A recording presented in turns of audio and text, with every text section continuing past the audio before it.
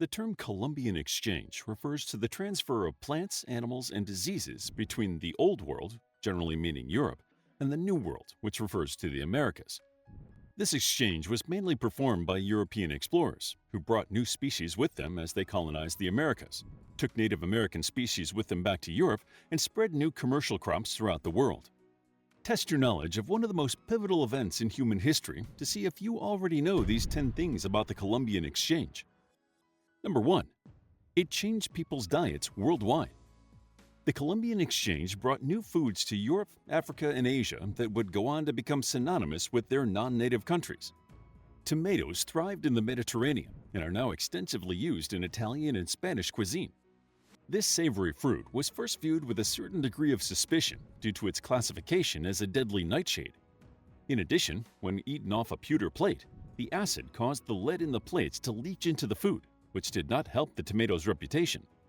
Tomatoes are now an incredibly popular ingredient in European, Indian, and Middle Eastern dishes. Another staple food that came from America was potatoes. Although they were also grouped in the nightshade family and thought to be poisonous when they were first brought to Europe, today they are a much-loved food worldwide. Chilies also caught on, although more in Asian and West African cuisine.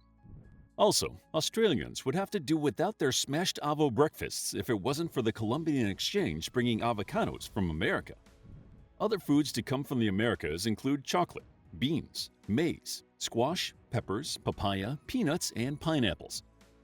The exchange of edible plants wasn't all one-sided. Apples, rice, wheat, multiple grains, coffee, yams, bananas, sugarcane, and watermelons were among the crops introduced to the Americas. Number 2. Native Americans had never seen a horse before. Around 10,000 years ago, American horses became extinct. No one knows the cause of this extinction, but in the late 1400s, the Spanish conquistadors reintroduced horses to North America. They quickly adapted to the open grasslands, and around 1550, the first horses escaped captivity and became wild. These horses revolutionized the lives of native tribes, changing hunting methods and warfare. They also became a symbol of wealth and prestige, as well as a mode of travel and a symbol of spiritual connection. 5 centuries after the Spanish introduced horses, there are over 100 registered breeds of horses in America, which is the greatest variety of equity in the world. Number 3. It drastically changed global populations. Crops like potatoes and maize didn't just become staple foods because they tasted good. The Columbian Exchange prevented millions of people from starving in Europe, Africa, and Asia.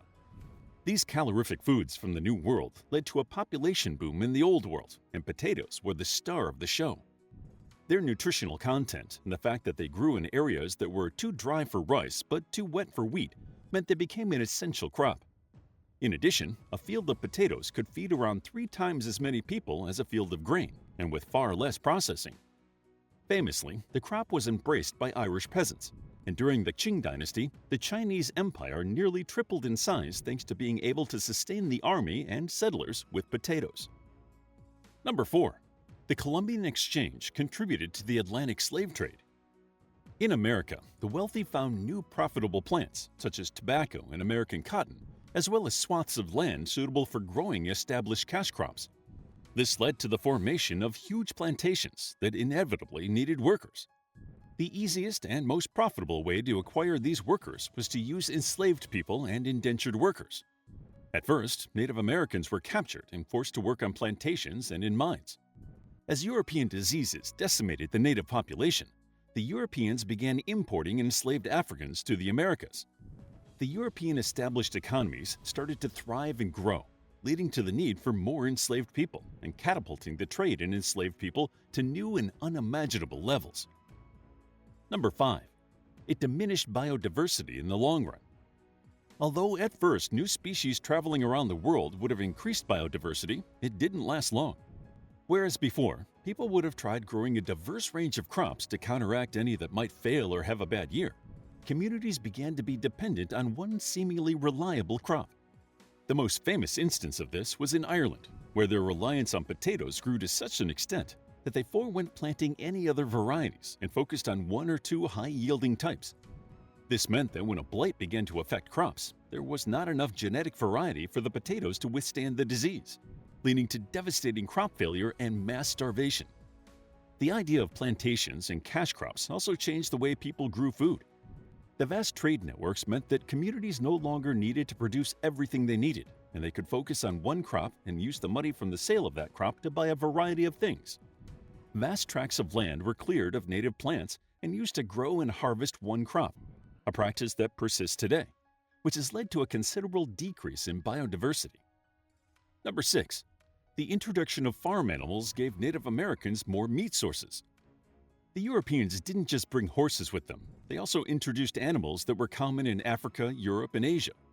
Pigs, cattle, goats, and sheep were among the domesticated animals brought to the Americas. This influx of new animals was the first time that Native Americans were introduced to the idea of pastoralism, mainly because there were no animals in North America that were suitable for this kind of domestication. The new animals gave Native Americans a new source of animal protein, hides, and wool, with the Navajo embracing shepherding to the extent that it became central to their culture.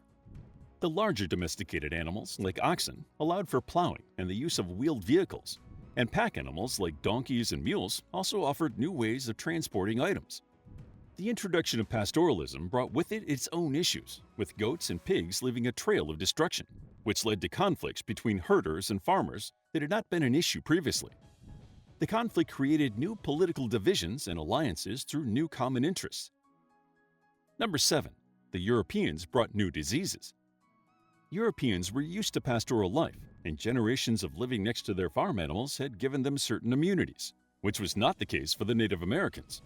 Sheep, horses, cows, goats, and pigs were aboard the Spanish ships on Columbus's second voyage to the Caribbean, and the pigs began to spread swine flu amongst the native population immediately. While the Europeans did get sick, the disease proved deadly for the Taíno. Spanish historian Bartolomé de las Casas wrote a retrospective account of the outbreak in 1542, reporting, "There was so much disease, death, and misery of the multitudes on this island in the year 1494. By 1506, it was thought there were but 1/3 of them left." The Europeans were also used to living in large, dense communities. They had been exposed to diseases such as measles, smallpox, influenza, mumps, typhus, and whooping cough. In Europe, these diseases killed anywhere between 1/4 to half of the children under 6, but those that survived to adulthood carried partial to total immunity from the disease. This early exposure meant that the Europeans could unknowingly carry these deadly diseases and pass them on to the native population.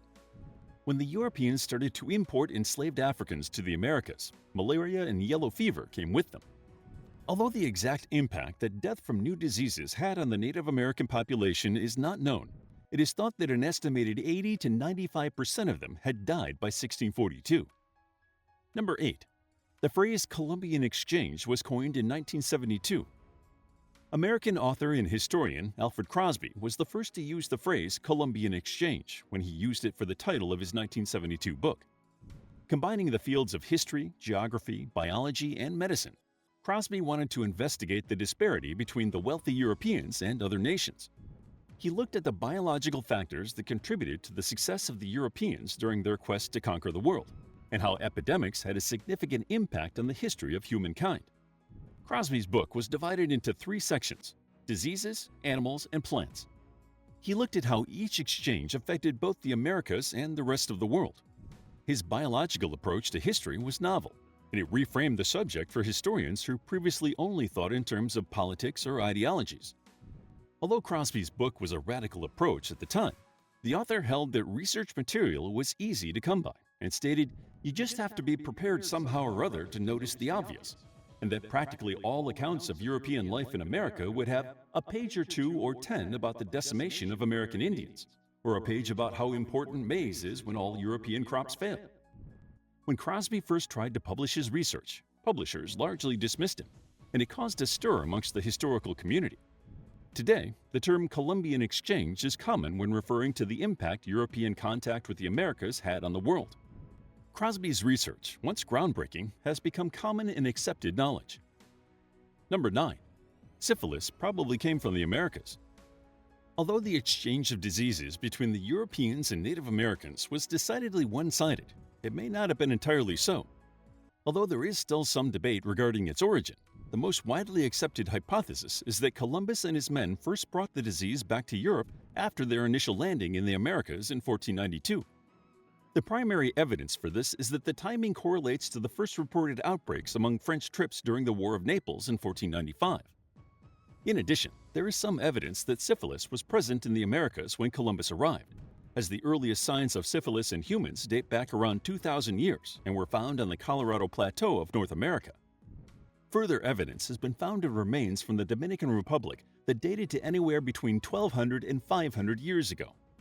Although reports of syphilis in Europe coincide with Columbus's trip, other researchers argue that there is also evidence of treponemal disease, which is the family of bacteria that includes syphilis, in remains across Europe and Israel, which suggests a form of the disease was already present in the Old World before Columbus arrived in America.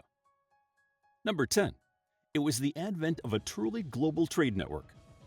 Today, we are so accustomed to buying goods from across the world that it can be hard to imagine that it wasn't always this way. While humankind has a long history of trade relations, with goods traded from far-off countries since prehistoric times, the Columbian Exchange created the first truly global trade network.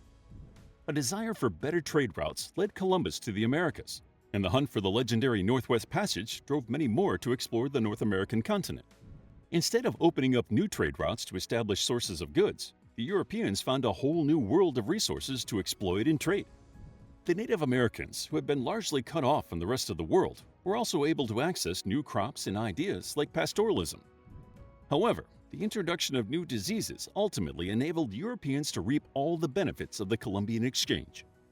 How would you like to get a deeper understanding of history, impress your friends, and predict the future more accurately based on past events? If this sounds like something you might be into, then check out the brand new Captivating History Book Club by clicking the first link in the description. To learn more about the Columbian Exchange, check out our book, The Columbian Exchange, a captivating guide to the transatlantic transfer of people, plants, animals, ideas, resources, and more between America and Europe. It's available as an ebook, paperback, and audiobook. If you enjoyed the video, please hit the like button and subscribe for more videos like this.